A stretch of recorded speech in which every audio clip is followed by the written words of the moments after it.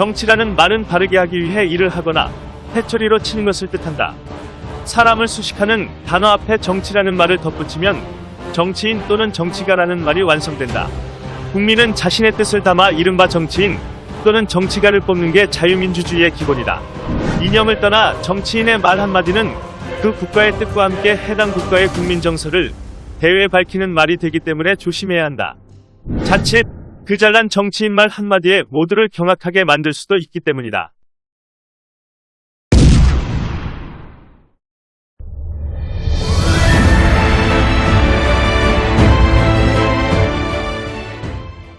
무개념의 발언과 행동은 절대 해서는 안 되는 것이기 때문에 정치인들 중 특히 중요 직책에 있는 사람들은 자신의 말을 자제해야 할 필요가 있죠.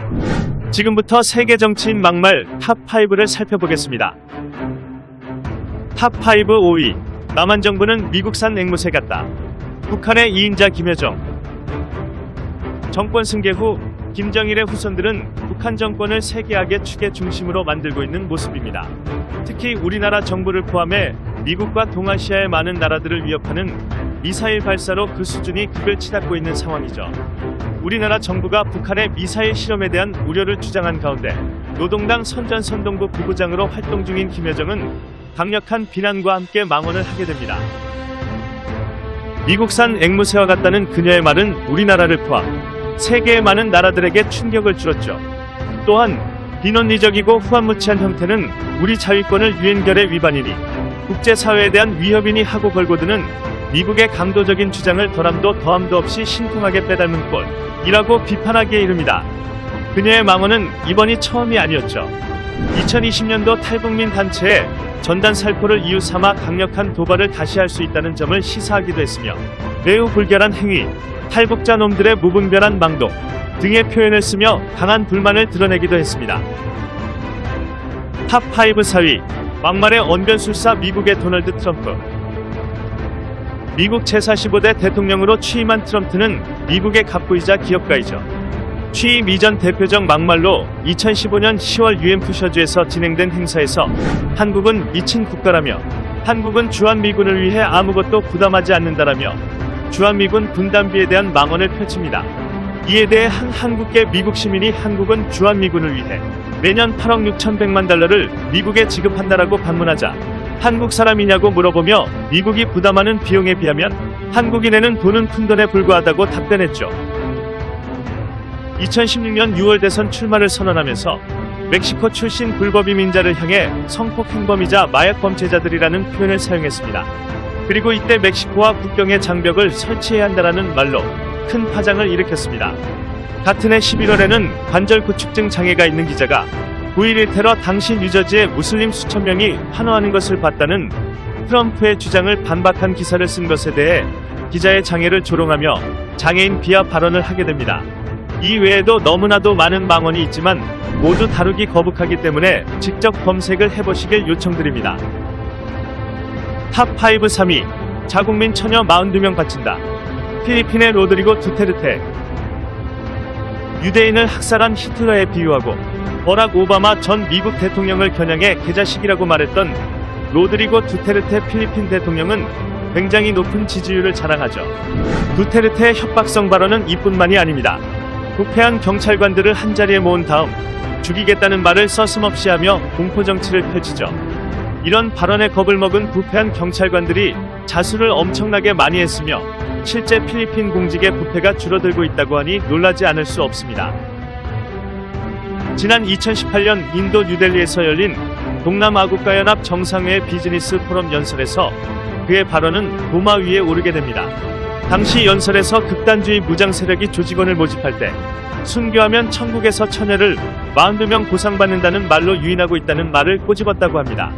그러면서 필리핀으로 이민을 오고 싶은 사람들이 있다면 필리핀 여성 42명을 준비해 두겠다는 발언으로 여성을 모독하는 발언이 화제가 되었습니다.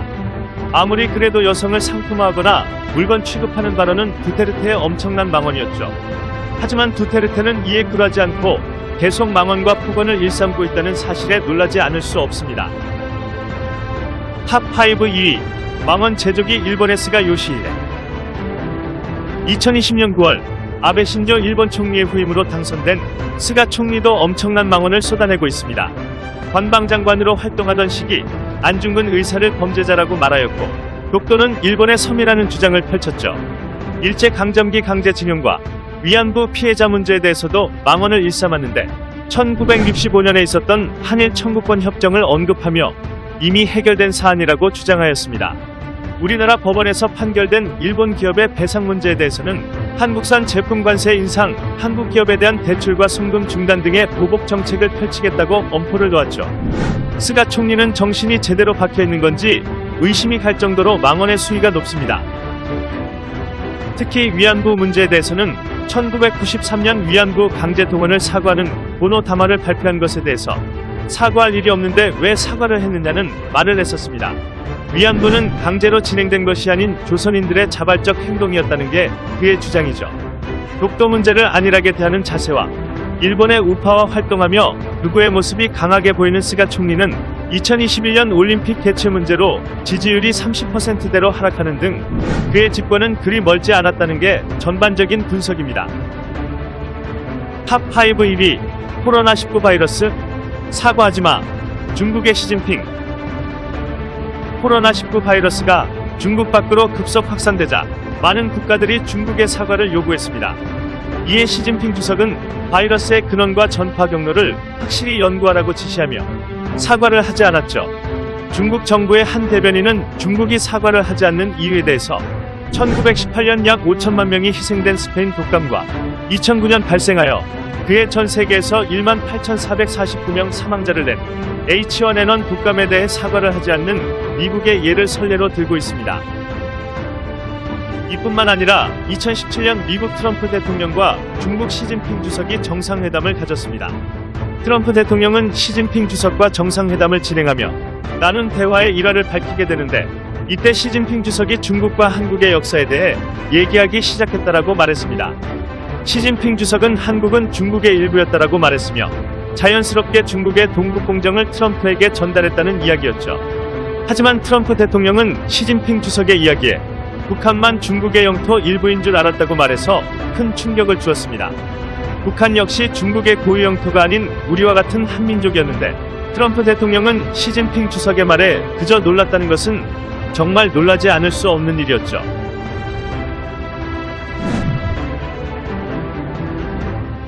말이라는 것은 너무 쉽게 할 수 있지만 다시 주워 담기는 어렵죠.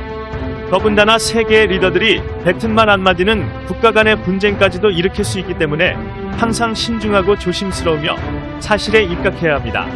지금 우리가 느끼는 세계의 정치인들은 정말 올바른 말을 하고 있는 것인지 다시 한번 생각해 볼 필요가 있을 듯합니다.